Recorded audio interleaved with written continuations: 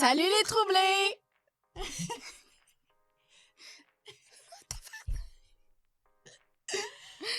Bienvenue dans ce nouvel épisode. Épisode 3, Caro. Ouais. Puis qu'est-ce qu'on parle dans cet épisode-là? Regarde, on parle de toi. On parle de moi? Mm-hmm. C'est vraiment intéressant. Oui, je vous raconte tout ce qu'il y a à savoir sur moi, mes traumas, tout ce qui m'est arrivé dans ma vie qui a fait que je suis rendue ici aujourd'hui en train de vous parler. Comme j'avais dit la dernière fois, c'est vraiment important pour nous que vous apprenez à nous connaître. Et tu dis des détails croustillants, Oui, des choses que j'ai jamais dit à, je pense, en tout cas, pas autant de monde. Ça, c'est sûr et certain. Non. Puis on a découvert que moi et Caro, on a quelque chose en commun qu'on va développer dans un autre épisode. Quelque chose en commun que j'aurais jamais pensé dire au grand public. On le dit-tu maintenant? Non, on va leur laisser la surprise, puis leur demander en commentaire s'ils ont envie qu'on en parle plus de ça, de ce qu'on a découvert, qu'on a en commun. Okay. Je vous laisse deviner c'est quoi, puis laissez-nous savoir en commentaire si vous voulez qu'on développe là-dessus. Bon épisode! Ah! On était full synchro!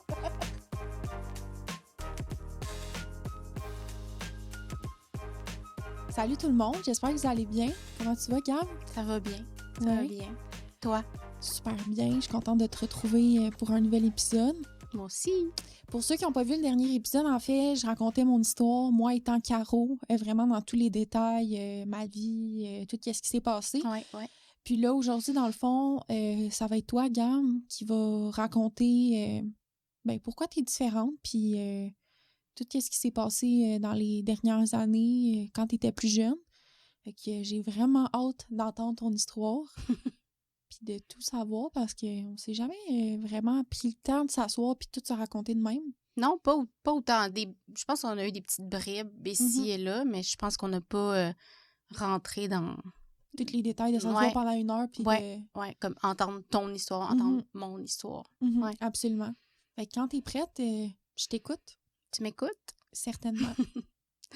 Puis je pense que là, ça fait ce que toi, ça l'a fait l'autre fois, tu sais, c'est comme challengeant en même temps, là, parce que ça met le spotlight sur moi. Mm-hmm. Ouais. Honnêtement, je me suis jamais vraiment rendu compte que j'avais quelque chose de pas tant normal. Pas avant la mort de mon père, je te dirais, parce que ça m'a vraiment fessé. Il y a 4 ans de ça. Non, c'est en 2018 que mon père est décédé, en mars 2018. Ah ouais, fait que ça fait 6 ans de ça qui est décédé. Puis, je savais qu'il y avait des choses, tu sais, comme pas correctes dans mon enfance, des choses comme ça, mais je pense que c'est vraiment depuis la mort de mon père que là, j'ai commencé à faire de la thérapie, des choses comme ça. Puis là, j'ai pu vraiment me rendre compte de tous les traumas, de tout ce que j'ai vécu. On dirait que j'étais comme pris dans mon espèce de loop, justement, puis que j'étais pas consciente de rien du tout, en fait, tu sais. Puis, comme je l'avais mentionné dans le dernier épisode où on se présentait un petit peu, tu sais, il y a eu 4 personnes qui sont décédées alentour de moi, dont le chum à ma sœur. Quelques mois après, il y a eu mon parrain qui est décédé. Quelques mois après, il y a eu mon père qui est décédé. Puis quelques mois après, mon ex s'est enlevé la vie. J'étais plus avec lui là à ce moment-là. Mais c'est ça. Tout ça a comme vraiment chamboulé puis amené une espèce d'introspection sur moi, si je peux dire ça comme ça. Puis c'est là où je me suis rendu compte que depuis tout jeune, j'ai le mal de vivre. Comme tu as dit, tu as mentionné que tu n'as pas envie d'être ici depuis tout jeune. J'avais pas envie d'être ici. Mais je m'en rendais pas compte. Je voulais être tout le temps ailleurs. Puis mes parents me l'ont dit, puis ça m'est revenu là, il y a quelques années de ça. Qu'est-ce que juste ailleurs. Je voulais, mettons qu'on prévoyait aller quelque part, là, je me voyais là-bas à cette place-là, mais une fois arrivée là-bas, je voulais plus être là. Je voulais être ailleurs.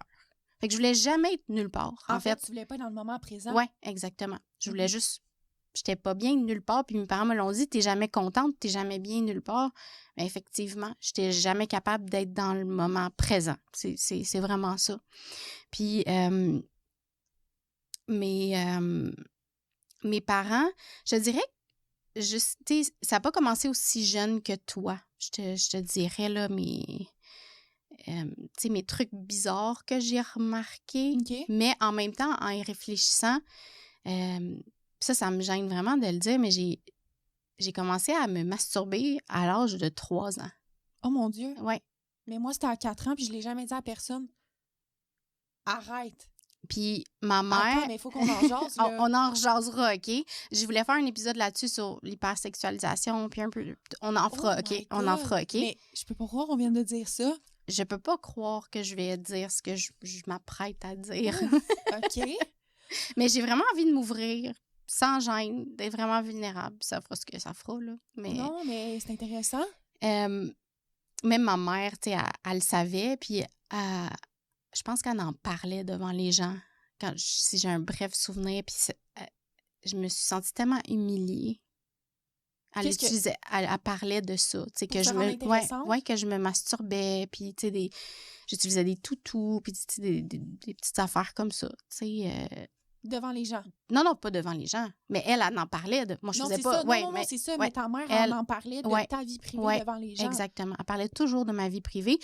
Puis je sais que depuis tout jeune, je vomissais tout le temps. Tout le temps. Tu m'en as déjà parlé. Tout le temps. Même mes parents m'avaient dit une fois, ils m'avaient enfermée dans une couverte parce qu'ils étaient tellement tannés de ramasser du vomi qu'ils me fermaient les 4 coins dans ma douillette, puis genre, je me vomissais dans... C'est quand même traumatisant quand tu y repenses, là. OK. Sûrement que j'avais trop d'émotions, puis c'était ma façon de sortir mes émotions. Puis c'est ça qu'on m'a fait prendre conscience là, avec une thérapeute, justement. C'est comme mon véhicule de vider mes émotions parce que j'étais pas capable de parler ou d'exprimer.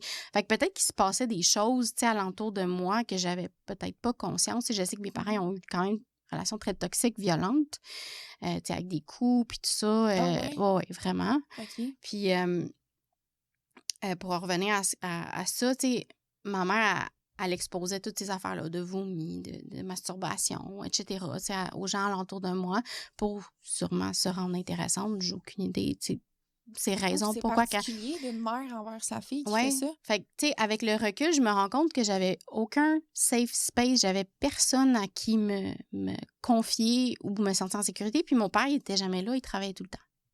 D'ailleurs, c'est pour ça que ma mère, elle a trompé mon père parce qu'il était pas là, tu sais. Puis ça, je vais en revenir.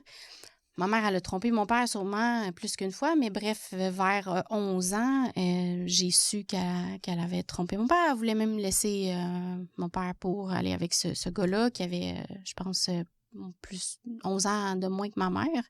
Okay. Puis je pense que c'est là que j'ai vraiment...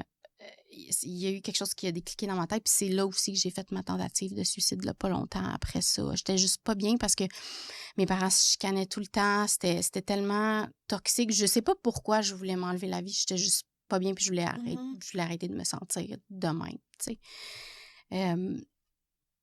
Fait que, tu sais, c'était vraiment... ma mère, quand elle a trompé mon père, là, elle a passé sa vie à se chicaner avec lui, puis à avoir peur que lui la retrompe. Fait qu'on vivait dans une atmosphère tellement toxique. On se réveillait en pleine nuit, on les entendait chicaner, crier. Pour vrai? Oui, vraiment. Chaque souper, c'était anxiogène. Je m'en rends compte, c'est pour ça que je mangeais vite tout le temps. Même mon ex me disait, pourquoi tu manges vite? Je pense que je voulais juste quitter la table le plus rapidement possible. Il y avait tout le temps une atmosphère dégueulasse, là, de chicane, ma mère qui s'en va en haut puis qui claque la porte, puis on n'en parle plus, tu sais, elle nous parle plus du reste de la soirée, même le lendemain, elle nous parle plus. Fait que il y avait aucune communication. Tu marchais tout le temps sur des œufs, dans le fond? Tout le temps. Ouf, OK. Ouais. J'ai pas connu ça pantoute. C'était... Tu sais, avec le recul, comme je te dis, j'ai vraiment pris conscience de comment c'était toxique comme environnement. Puis beaucoup de... Tu sais, ma mère me parlait de mon père me parlait de ma mère, puis essayait de nous monter l'un contre l'autre. Puis ma mère est extrêmement jalouse. Elle n'a pas été diagnostiquée TPL, mais je soupçonne qu'il y a quelque chose dans ça aussi. Elle est alcoolique, prend des médicaments aussi, fait qu'un mélange de tout ça. Tu sais, fait qu'elle pétait des coches, elle était souvent dans un état second, là, si je peux dire ça comme ça. Fait que, tu sais, ça a été vraiment, vraiment toxique. Puis, ça aussi, je l'ai jamais dit, mais plusieurs fois dans ma vie, c'est arrivé où je jouais avec des amis, là, puis les parents ne voulaient plus que je joue avec leurs enfants. OK. Mais j'ai jamais vraiment su pourquoi. Je sais pas si c'est moi qui a eu qui avait des comportements bizarres. Est-ce que j'ai vraiment aucune idée. Parce Fait que que je les voulais parents trop te jouer au repoussaient de leurs docteur ou enfants. tu sais, des affaires de même parce que j'étais hyper sexualisée à mon âge. J'ai aucune idée, j'ai pas de souvenir, honnêtement, de ça. Là, c'était que j'étais très jeune, là, 5, 6 ans, 7 ans, peut-être dans ces alentours-là. Mais les parents voulaient plus que je joue avec leurs enfants. Fait que j'ai comme perdu quelques amis au travers des années comme ça. Puis ça a été dur, là. Avec la coupure des Ouais, parents, ouais, direct de même. ouais, sans aucune explication. Fait que, tu sais, ça a OK. commencé à me sentir pas assez, anormal, bizarre, tu sais, à me poser des questions, puis tout ça a commencé, ouais. Puis, quand tes parents prennent tellement de place comme ça, jamais la caméra est pointée sur toi. Fait que je me suis jamais questionnée à mes émotions. Je me suis jamais questionnée si j'étais bien, si j'étais pas bien, parce que le spotlight était toujours sur eux. OK, je comprends.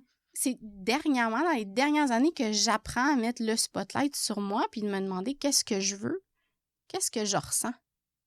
Parce que c'est comme si j'étais spectateur de la vie de mes parents jusqu'à mes 17 ans.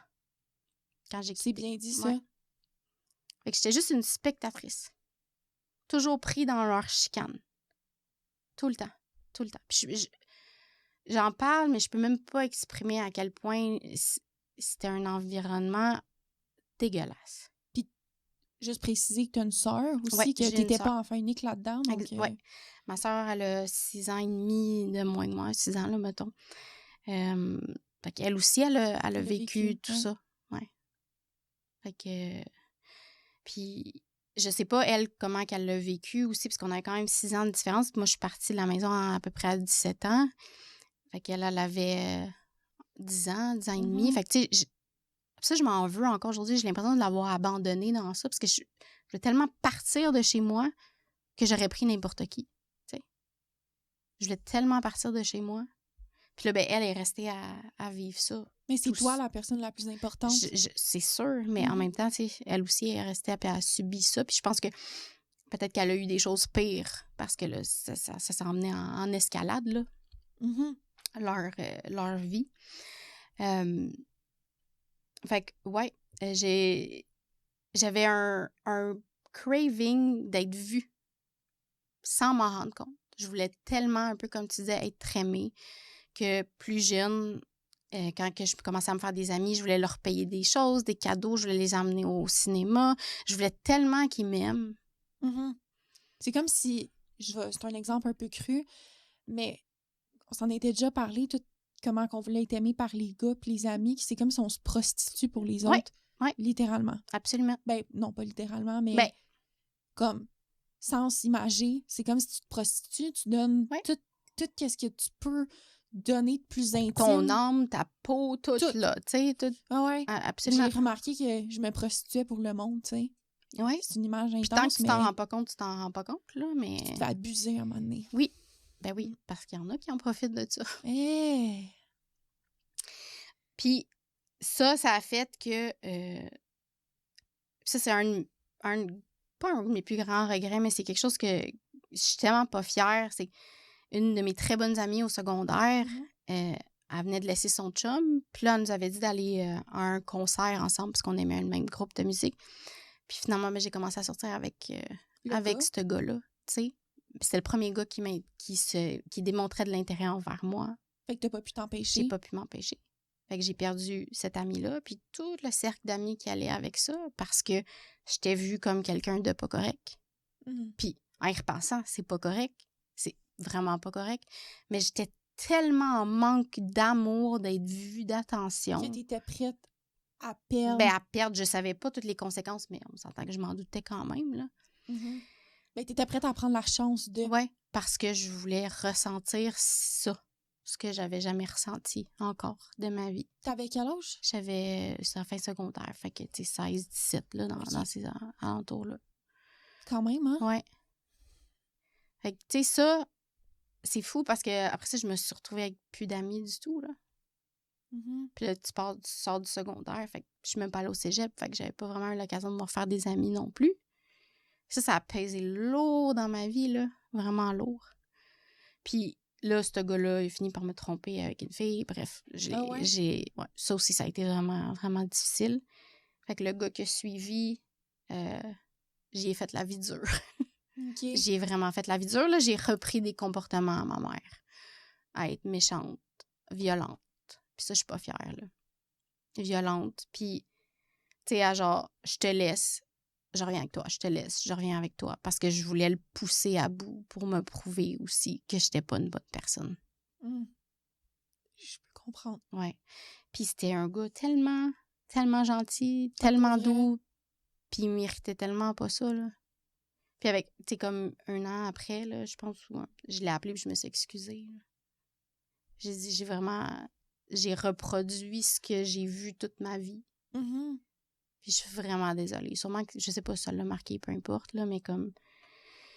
Ben pas peu importe, là, mais je souhaite que ça l'a pas marqué, mais j'ai pas été fine avec, là. Vraiment. Ça, c'était avec quoi, vers 18 ans? 17 ans, 18 ans, ouais. OK. 17 ans, 18 ans, ouais.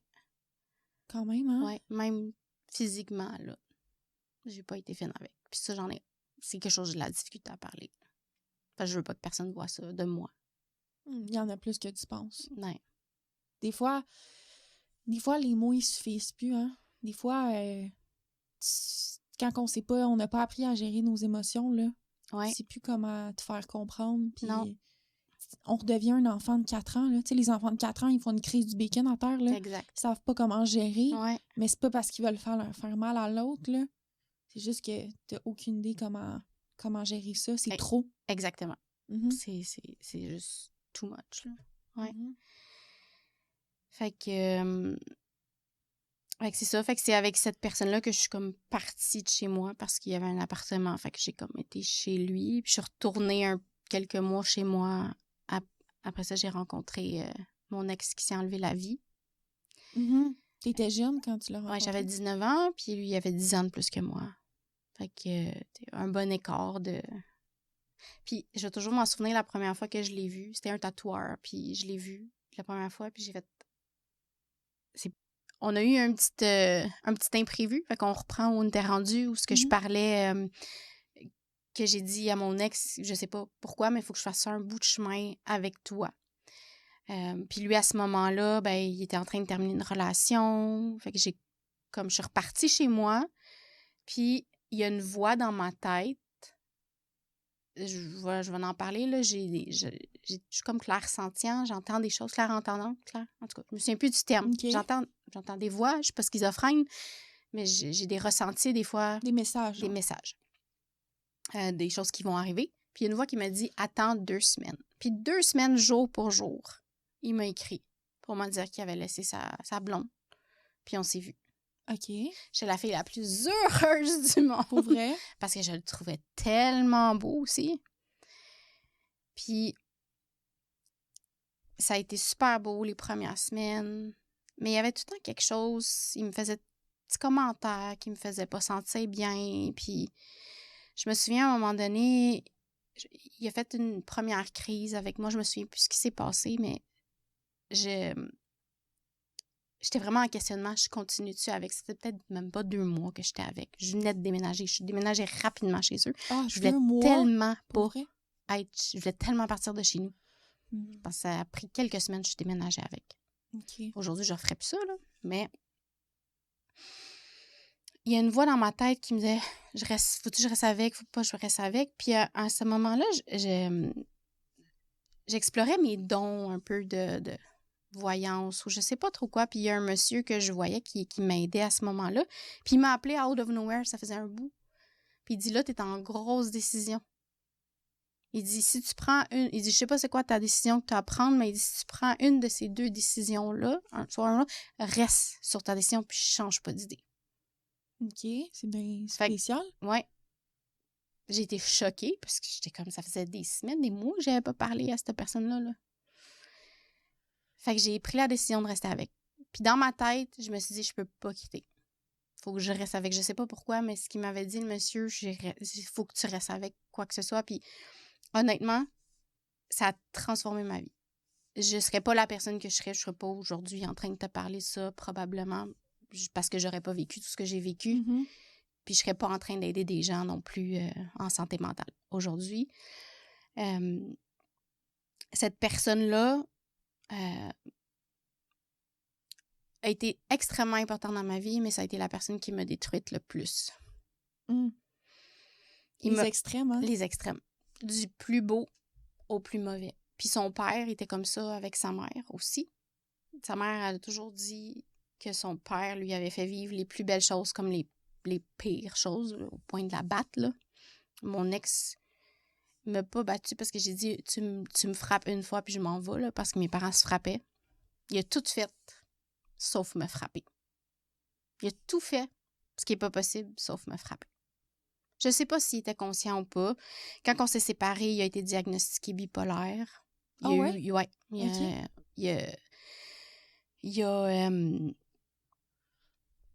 Je me souviens plus ce que je voulais dire. C'est pas grave.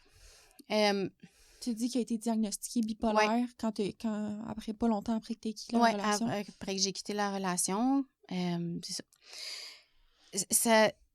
Avec lui, j'ai vécu des abus sexuels conjugaux. Je savais même pas que ça existait. Jusqu'à ce que j'entende l'histoire d'une fille dans un de mes cours de thérapie parler de ça. Elle s'est fait violer par son conjoint. Parce que mon ex, c'était « couche-toi ». Puis c'est là que ça se passe, que tu as envie, que je me sentais propre, pas propre. C'est là maintenant que j'ai envie de toi. Tu te couches, puis t'as rien à dire. Tu peux pas dire « j'ai pas le goût, je vais aller dans la douche avant » ou non, c'était comme pas. Là, ouais. Puis ça tranquillement, là, au début, j'étais la fille la plus incroyable, la plus belle, qui cuisinait le mieux, puis de plus en plus que le temps passait, j'étais pas belle. J'avais une tête plate, j'avais des fesses plates. Ma cuisine, c'était de la marde.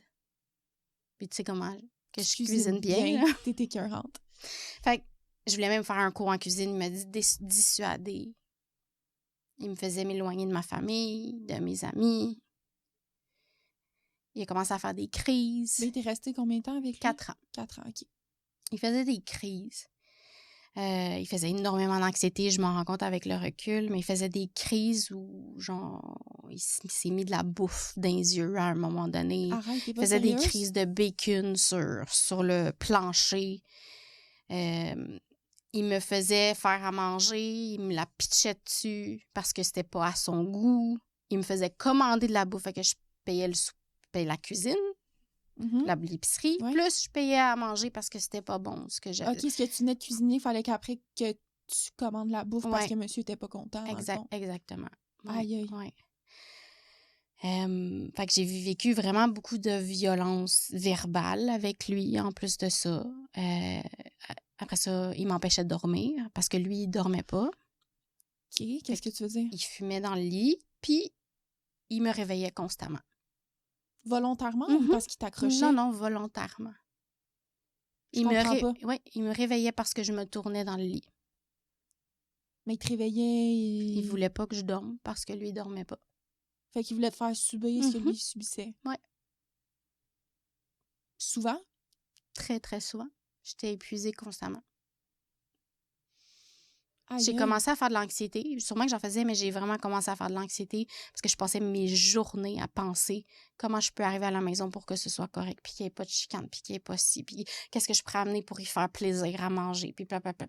Ma tête, là, comme avec tes roulait. Parents, c'est le même pattern? Oui, j'existais plus. Je n'existais plus. Du tout. Puis il détestait ma mère. Il menaçait d'aller brûler le magasin de mes parents, menaçait d'aller brûler ma mère.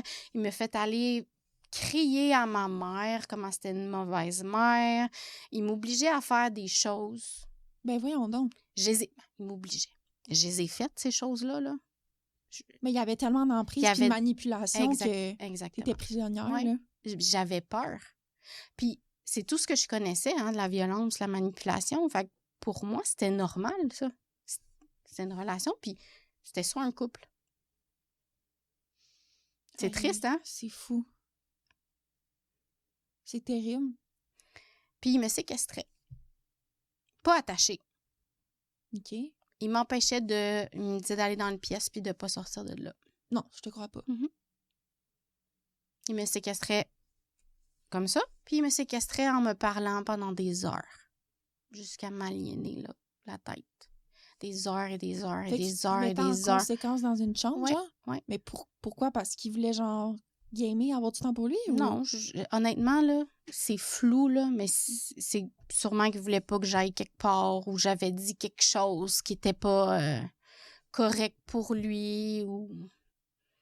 Mais c'est pire que la violence physique, à mon humble avis. Là. J'étais terrorisée. J'avais peur de tout faire. À un moment donné, on avait peint le mur, puis j'avais fait une ligne croche, puis il avait pogné un nerf, il avait pogné une chaise à 4 pattes, puis il m'avait coincé avec les pattes. avec les pattes sur le mur. Ben voyons donc. Ouais. OK.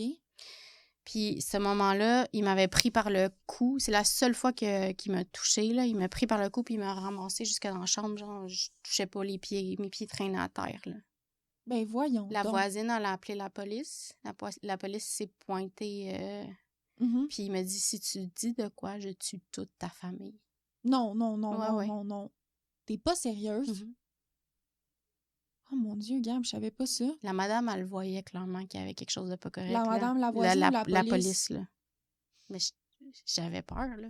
J'étais terrorisée. Mais moi, j'aurais pas été capable de le quitter. J'aurais eu peur qu'il fasse un move de fou. Puis sinon, ben, si je vais me suicider, je vais... Puis il l'a vraiment fait, c'est ça le pire. On a été au Mexique 2-3 semaines ensemble. Ça a été un des plus beaux voyages, mais le plus dégueulasse des voyages parce que j'ai découvert la bouffe mexicaine qui est mon amour maintenant, mais... Il a passé les 3 semaines à dire qu'il allait se pitcher dans la mer. Fait qu'il fallait que je le surveille. Il me faisait appeler sa mère pour lui dire qu'il voulait se pitcher dans la mer puis aller se suicider. Fait que j'ai passé 3 semaines. J'ai passé 4 ans comme ça. Là. Celui qui vit ouais, là. tout le temps. Mais je serais épuisée.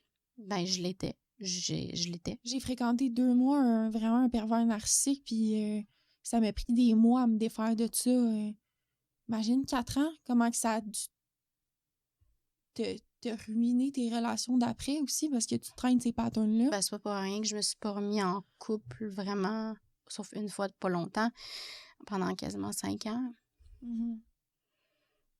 Il m'a détruit. J'avais pas vraiment d'estime. En fait, je n'avais même pas conscience de l'estime de soi, là. Mais comme, il m'a détruit complètement, là. Puis, j'avais peur de me lever pour aller aux toilettes parce qu'il me chicanait, parce que j'allais aux toilettes la nuit. Ah, ça me dit de quoi que tu m'en avais parlé? Oui, je t'en avais déjà parlé. Je me suis rendu compte, dans les premières fois où j'ai dormi chez mon chum présentement, que je pouvais passer une demi-heure à 45 minutes à attendre de voir comment je peux me lever sans faire le moins de bruit possible pour pas le déranger. Des années plus tard, là, pour préciser que... Ben parce que pendant mes 5 ans, c'est rare que j'ai vu quelqu'un plus qu'une fois, là, tu sais. Fait que là, c'était comme quelqu'un de plus sérieux. Mais quand même, fait que là, ces patterns-là sont revenus. Ces peurs-là sont revenues. Ça n'a pas de bon sens. Puis à un moment donné, j'ai pleuré parce que je me suis juste levée puis j'étais allée aux toilettes. J'ai pleuré dans la toilette. Ah, pour vrai, c'était comme too much, là? Non. Parce que je me suis juste levée. Ah, OK, t'as pleuré de joie. Ouais. Okay. Ben, genre d'incompréhension. C'est la première fois que je réalisais ça. Que je m'étais juste levée. Puis j'étais allée aux toilettes. Sans me demander comment je peux me lever pour pas faire le moins de bruit possible. Est-ce qu'il est vraiment endormi?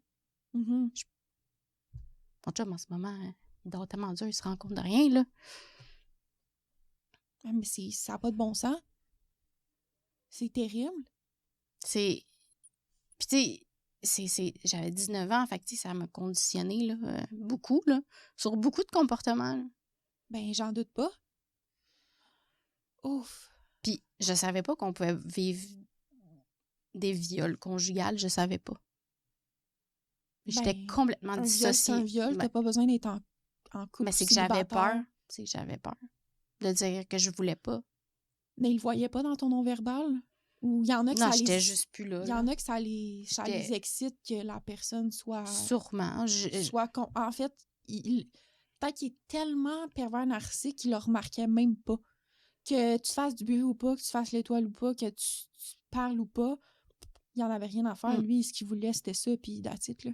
probablement, honnêtement, j'ai aucune idée de ce qui se passait dans sa tête. Puis je pense que je le saurai jamais non plus, là, parce qu'il n'est plus de ce monde. Mais puis c'est là que j'ai commencé à avoir des gros troubles alimentaires. Là. Déjà que je surveillais tout ce que je mangeais parce que mon père m'avait mis au régime à l'âge de 7 ans, 8 ans, parce qu'il m'avait dit que j'étais ronde puis que j'étais grosse. Puis, ouais. Wow. Ouais. OK. Fait que... Puis mon père, il avait toujours peur de prendre du poids. Fait que je pense qu'il m'a comme transféré son mal-être avec le poids aussi. Fait que là, on mangeait ensemble des salades, puis du poulet, tu sais, puis des... Tout, ça, on va en reparler, là. Il y a beaucoup de choses à dire là-dessus, là. Mais j'ai commencé à avoir des gros troubles alimentaires, là, parce que, bon, on mangeait beaucoup de restaurants, puis j'étais tellement pas capable de verbaliser mes émotions, je peux pas rien dire, fait que je me faisais vomir. Ma thérapeute me dit que c'est ce qui m'a sauvé la vie. Parce que c'était ma façon de... Mais comme quand t'étais mon jeune, trop t'es plein. comme revenu Ouais. à la source. Oui. Puis mon ex puis ma mère se détestaient parce que les deux se ressemblaient beaucoup dans leur comportement. Puis ils se sont rencontrés, là. Pas juste avec les OK. Je suis persuadée que je suis allée me rechercher une relation similaire à ma mère. Ah, ben, c'est classique, pour aller, tu sais. Fait que, c'est ça. Ça a été vraiment, vraiment difficile. Puis même après qu'on s'est séparés, parce que lui, il me laissait 45 000 fois là, pendant notre relation. Là. Puis la dernière fois, j'ai dit c'est assez. J'ai dit c'est assez. Je suis allée me chercher un appartement. La coche qui m'a pété parce que j'avais trouvé quelque chose. Non. Oh, ouais. Genre... Aucun sens. Ça a même fini que j'ai failli le poignarder. Parce qu'il m'a pogné sa laveuse sécheuse. Puis t'as eu peur pour ta vie, ouais, là? J'ai vraiment eu peur. Puis finalement, j'ai failli le poignarder, mais j'ai juste garoché le couteau. Ben voyons donc. Mais ça n'a aucun sens. Ouais. Il était fou, hein? Oh mon Dieu. Mais tu le vois à quel point qu'il est malade puis qu'il est game de faire des affaires parce qu'il s'est quand même enlevé la vie, là. Il était vraiment pas bien. Il avait vraiment un mal-être, là. Mais c'est lui qui m'a amené plein de belles choses, la musique, plein de choses. Il m'a ouvert sur... bon, on va pas rentrer là-dedans, là, mais comme l'autre côté de ce que le gouvernement veut nous montrer. Puis, bon, il m'a ouvert à ce côté-là, la spiritualité un peu plus aussi, tu sais. Il m'a amené plein de belles choses. Mais un enfer aussi sur Terre, là. Puis, quand on s'est séparés, on faisait on divisait nos choses qu'on avait, puis là, tu sais, il a menacé d'aller défoncer chez nous pour récupérer des choses qu'il m'avait données, puis que finalement, il m'avait dit que c'est moi qui étais partie avec. Ça a été... il voulait même emprunter l'auto à un de ses amis parce qu'il n'y avait pas d'auto à ce moment-là. Puis j'ai dit à son ami, prête pas l'auto parce qu'il s'en vient chez nous pour défoncer chez nous. Puis il me fait mal. Oh mon Dieu. Question pour toi. Il s'est enlevé la vie combien de temps après que vous soyez séparés? On s'est séparés en été 2015, puis il s'est enlevé la vie en été 2018. 3 ans après. OK. 3 ans après. Je suis quand même restée en contact avec lui quelques fois. Ah ouais? Je l'ai revu. Il se faisait un plaisir de m'appeler quand il avait rencontré sa nouvelle blonde, genre 1 semaine ou 2 après qu'on avait déménagé, pour me dire à quel point elle était merveilleuse, puis belle, puis que quand il couchait avec, qu'elle parlait, puis qu'elle chantait, puis puis... 1 semaine ou 2 après vous soyez séparés avec une blonde? Ouais. Puis ils ont resté ensemble à un moment donné, puis ils se sont séparés peut-être 1 an après. Puis moi, je l'ai revu. Puis j'ai recouché avec. Puis il était toujours pareil, hein? Toujours pareil. Puis je sais pas pourquoi je retournais là. Puis quand il est décédé, j'ai passé par une phase tellement weird, là.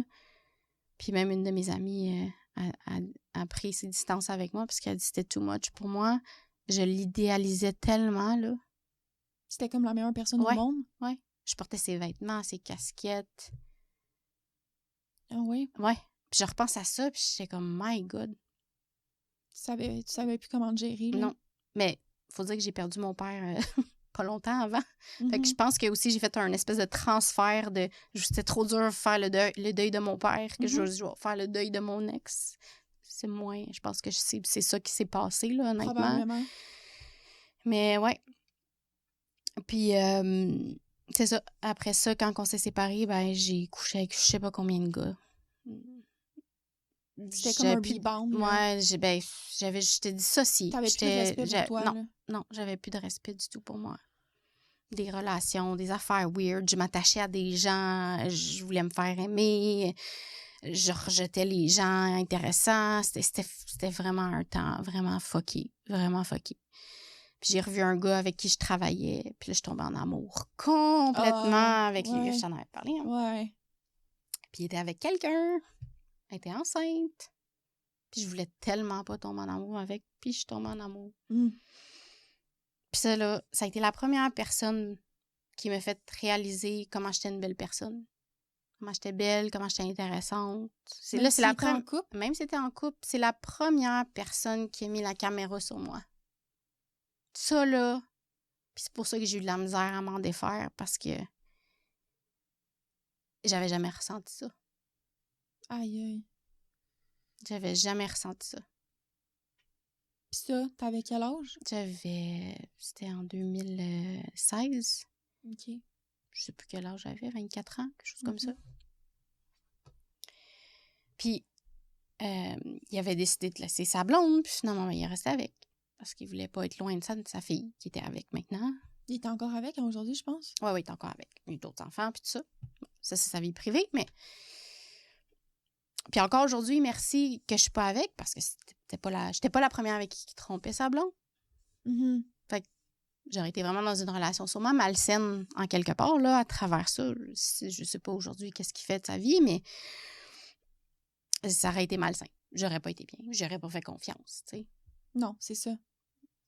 Fait que j'aurais toujours peur qu'il aille vers quelqu'un d'autre. Fait que là, ça Parce aurait... qu'il l'a fait avec toi. Il l'a fait avec moi, puis il l'a fait avec d'autres aussi, avant Mhm. moi. Fait que c'est ça.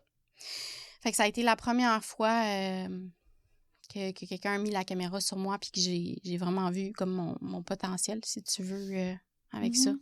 Mais ça a été vraiment, vraiment difficile. Puis là, pas longtemps, un an après, mon père est décédé. Puis mon père, il avait un cancer, puis ça l'a ouvert un trou ici dans sa gorge. Ceux qui sont sensibles au sang, désolé. On voyait sa carotide assez comme sectionnée. Puis je mangeais avec lui un dessert, il était dans son lit, puis j'entendais pss, pss, pss. Je me suis retournée, là, ça giclait le sang, comme dans un film d'horreur. J'avais jamais vu quelque chose comme ça. Ça faisait du bruit, là. Oh mon Dieu, j'ai des frissons. Oh. Puis là, on a appelé l'ambulance. Mon père, il a perdu connaissance. Je pensais qu'il était mort. C'est réarrivé à l'hôpital, une affaire comme ça aussi. Ah, il est pas décédé sur Non, le il n'est moment? pas décédé sur le coup. Il est décédé peut-être une semaine après tout ça. Ils l'ont transféré 2 fois d'hôpital. C'est réarrivé pendant que j'étais tout seul avec encore, cette affaire-là. Puis même les 2 infirmières puis le médecin, ils ont été traumatisés de ce qu'ils ont vu. Les 2 infirmières sont pas rentrées le lendemain parce qu'ils ont été traumatisés.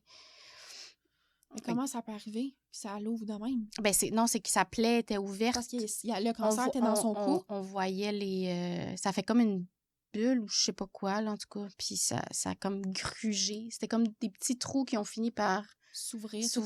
Ouais. C'est à peu près gros de même, là. Mais ça, c'est à cause du cancer? Ouais. OK. Oh. Puis ça, là, ça m'a marqué, là. Ben... Il a fallu que j'aille consulter. Puis tu me disais que ça m'avait marqué, que t'as pas pu écouter des films d'horreur pendant des années. Ouais.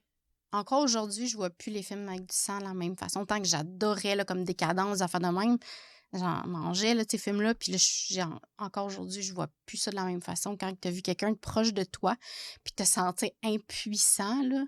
Oh, mon Dieu. De pas pouvoir l'aider, là. J'ai fait de l'EMDR. Ça m'a aidé beaucoup, là, à calmer. Elle te fait comme faire des mouvements avec tes yeux pour venir raligner. Je sais pas trop comment l'expliquer, là, mais c'est comme si t'es dissocié dans cette affaire-là. T'as comme ton corps en réaction, puis les images, puis elle te ramène ça pour que tu puisses comme le ranger dans ta bibliothèque à souvenirs au lieu d'être réactivé à chaque fois, là, si tu veux.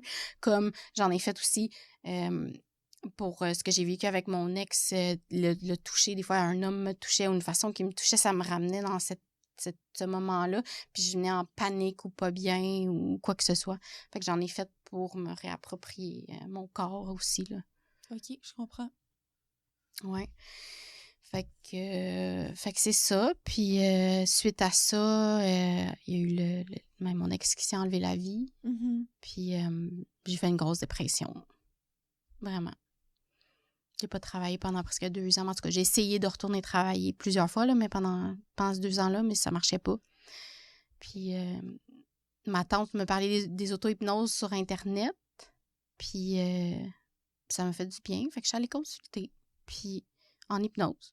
Puis ça m'a vraiment aidée. Vraiment, mais rapidement. Je dis pas que ça guérit tout, mais je dis pas que ça l'enlève tout, là.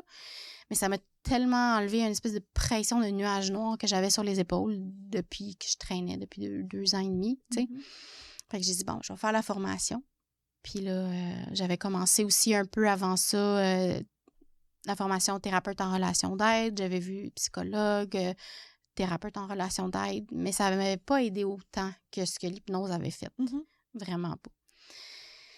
Puis, c'est ça. Puis aujourd'hui, ben ça fait presque 3 ans que je suis en relation avec mon chum. Puis ça n'a pas été facile parce que là, c'est là que tous mes traumas ont ressorti. Parce que avec quelqu'un de sain pour la première fois. Oui. Tous mes traumas ont ressorti. Puis je peux dire qu'avec lui, je suis en train de me guérir de choses que j'aurais jamais pensé me guérir ou que je savais même pas qu'il y avait à guérir.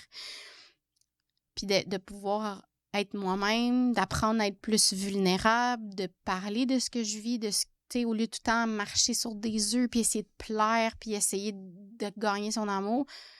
Lui, il me montre vraiment, tu sais, comme, c'est correct, ça file pas. Je t'aime pareil, tu sais. Ton chum, tu sais quoi, il me fait penser à mon ex de 6 ans. Dans l'écoute qu'il te donne, la compréhension, vraiment, ça me fait penser à... C'est une bonne personne, là. T'es chanceuse de... Ah ouais, non. Pour vrai. Je me sens vraiment chanceuse. Puis c'est la première fois que, tu sais, j'ai des projets avec quelqu'un, puis qu'on a la même vision, puis qu'on n'est pas juste là ensemble, tu sais, on a comme quelque chose ensemble qui nous allume, puis vers quoi on veut s'en aller. Tu sais, on a tous nos défauts, là, mais c'est vraiment, vraiment une belle relation qu'on est en train de bâtir. T'sais, même si, je ne veux pas rentrer dans les détails personnels, mais il est arrivé quelque chose au début de notre relation qui a fait que ça a été difficile, la confiance, moi, envers lui. Puis, juste de pouvoir travailler sur cette relation-là, puis quand même être encore là, pour moi, c'est une grande fierté, là, aussi. Parce que ça aurait été plus facile de fuir. Oui, exactement. Oui.